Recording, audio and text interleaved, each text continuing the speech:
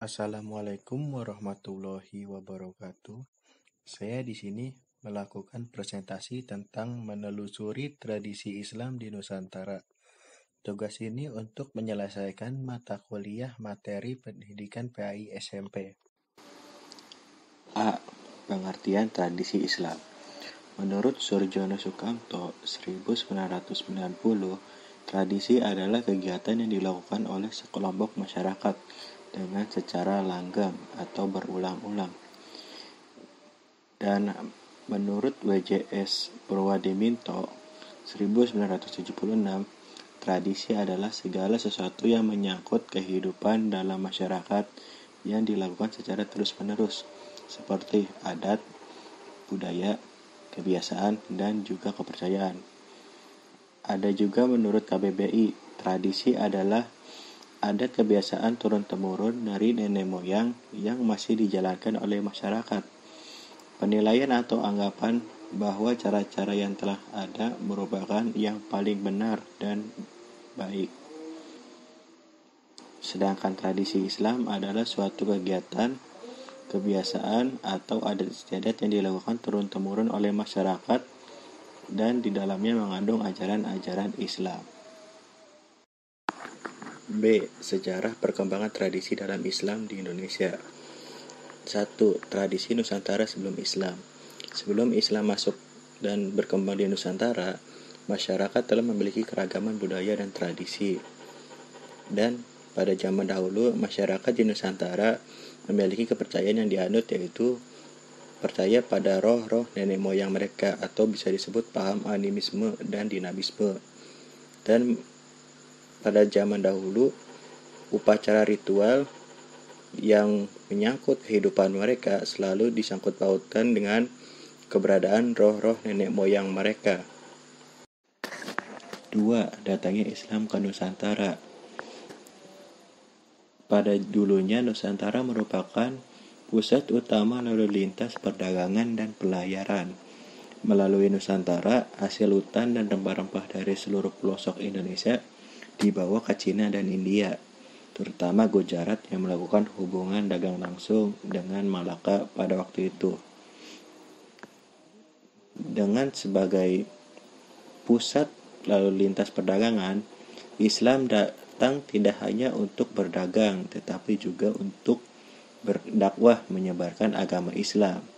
Penyebaran Islam di Nusantara tidak jauh berbeda dengan di negara-negara lain di Asia Tenggara, yakni dengan cara yang ramah, damai, dan toleran.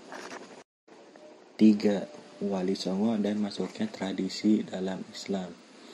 Perintis pertama penyiaran serta pengembangan Islam di Pulau Jawa adalah para ulama atau mubalik yang berjumlah 9, yang populer dengan sebutan Wali Songo. Para ulama yang 9 dalam menanggulangi masalah adat istiadat lama bagi mereka yang telah masuk Islam terbagi menjadi 2. Yang pertama aliran Giri atau aliran putih, yang kedua aliran Tuban atau Islam Abangan. Aliran Giri atau aliran putih. Aliran Giri adalah suatu aliran yang dipimpin oleh Raden Fatah atau Sunan Giri dengan para pendukung seperti Sunan Ampel, Sunan Derajat, dan lain-lain. Aliran ini dalam masalah ibadah sama sekali tidak mengenal kompromi dengan ajaran Buddha, Hindu, keyakinan animisme, dan dinamisme. Orang yang dengan sukarela masuk Islam lewat aliran ini harus membuang semua jauh-jauh segala adat istiadat lama yang bertentangan dengan syariat Islam tanpa terkecuali. Karena murninya aliran ini dalam menyiarkan dan mengembangkan Islam, maka aliran ini disebut aliran putih. Dan yang kedua ada aliran Tuban atau Islam Abangan. Aliran Tuban adalah suatu aliran yang dipimpin oleh Raden Mas Syahid atau Sunan Kalijaga yang didukung oleh Sunan Bonang, Sunan Muria, Sunan Kudus, dan Sunan Gunung Jati. Aliran ini sangat moderat. Mereka membiarkan terdahulu terhadap pengikutnya yang mengerjakan adat istiadat upacara keagamaan lama yang sudah mendarah daging dan sulit untuk dibuang. Yang penting mereka mau masuk Islam.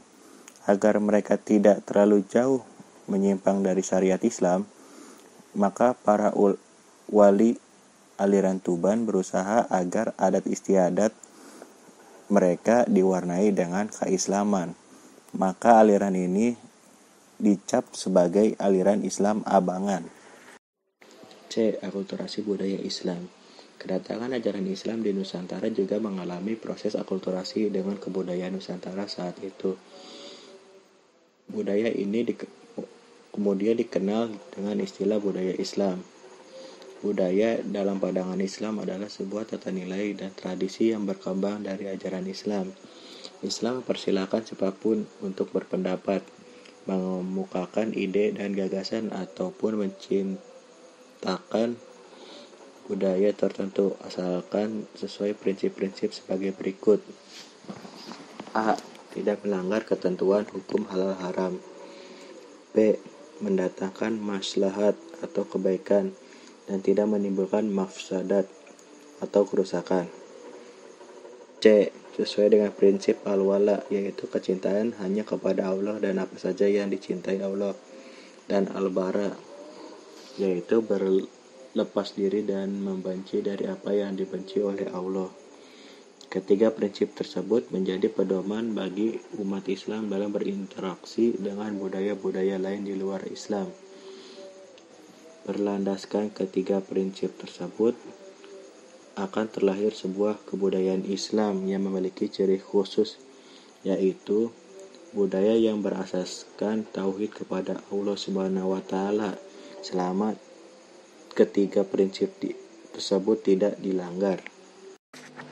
D. Seni budaya Nusantara mendapat pengaruh ajaran Islam. Masuknya ajaran Islam ke dalam sebuah kebudayaan lokal kemudian menjadi kebudayaan yang bernuansa Islam. Kebudayaan tersebut untuk mendakwahkan Islam ke para penduduk yang ada di Nusantara untuk lebih mengenal ajaran Islam. Berikut ini seni budaya Nusantara yang mendapat pengaruh dari ajaran Islam. Di antaranya ada dari kesenian, seperti seni musik, yaitu gamelan, yang dipadukan dengan sholawat Nabi atau syair-syair yang berisi ajaran Islam. Berikutnya ada seni rupa, yaitu seni ornamen kaligrafi, seni suluk atau seret, wirid, tulisan Jawa atau Arab yang berisi ajaran kebatinan orang Jawa. Dan ada juga dari seni peran atau teater, yaitu seperti seni wayang kulit yang menceritakan tentang kisah-kisah Rasul atau sahabat-sahabat Nabi pada zaman dulu. Berikutnya dari seni upacara, yaitu ada contohnya upacara sakatan upara, yaitu untuk merayakan rasa syukur telah lahirnya seorang anak, dan dengan dicampurnya dengan ajaran Islam, yaitu untuk memperingati kelahiran Nabi Muhammad SAW yang bertepatan pada 12 Rabiul Awal pada kalender Hijriah.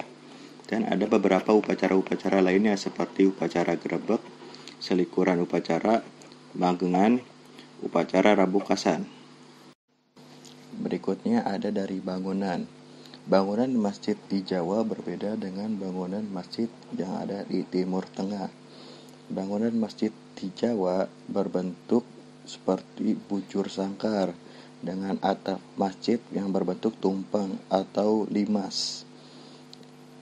Dengan bentuk masjid seperti ini disebut dengan meru.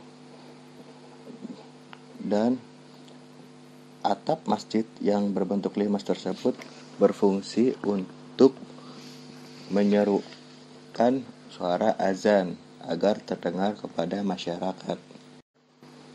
E. Melestarikan tradisi Islam di Nusantara. Seni budaya, adat dan tradisi yang bernapaskan Islam tumbuh dan berkembang di Nusantara.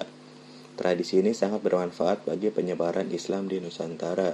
Untuk itulah kita sebagai generasi muda Islam harus mampu merawat, lestarikan, mengembangkan dan menghargai hasil karya para ulama terdahulu.